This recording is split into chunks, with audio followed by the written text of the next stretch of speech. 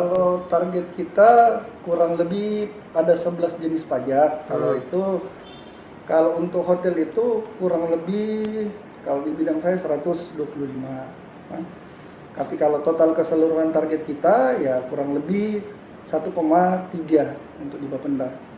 1,3 triliun lebih. Kalau itu hotel tadi kurang lebih 125. 125.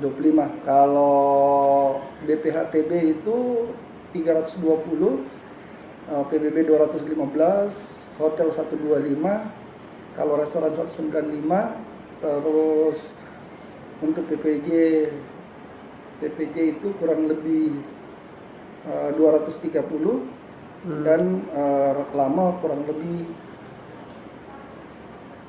44 miliar lebih. Untuk reklame itu 50 miliar lebih. Yang paling tinggi di mana itu, Pak? Paling tinggi sebenarnya di BPHTB 320. Biaya perolehan hak atas tanah dan bangunan. Kalau kita total target kita pajak itu kurang lebih 1,2. Cuma kan ada retribusi yang kita pungut di sini terkait dengan pemakaian kekayaan daerah untuk reklame itu, sehingga menjadi target kita 1,3 triliun lebih.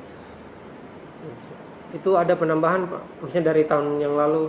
Kalau kita bandingkan dari tahun lalu dengan tahun ini, itu yang saya bilang tadi, ada beberapa jenis pajak yang kita bandingkan year to year, itu ada peningkatan tanggal dan bulan yang sama. Ada beberapa jenis pajak kayak BPHTB, terus hotel, ABT, restoran, nah itu ada peningkatan.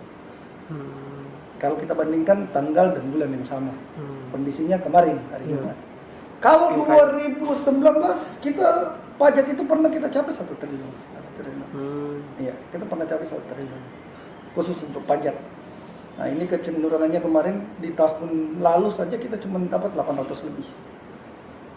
Tapi kalau kita lihat kalau modelnya dengan usaha pemerintah sekarang mengadakan vaksin, apalagi Pak Wali ini kan gencar melakukan dengan Makassar Recover ini, kita ngomong Makassar Recover ini, mudah-mudahan kita bisa lebih cepat dari kota dan kabupaten lain untuk rebound.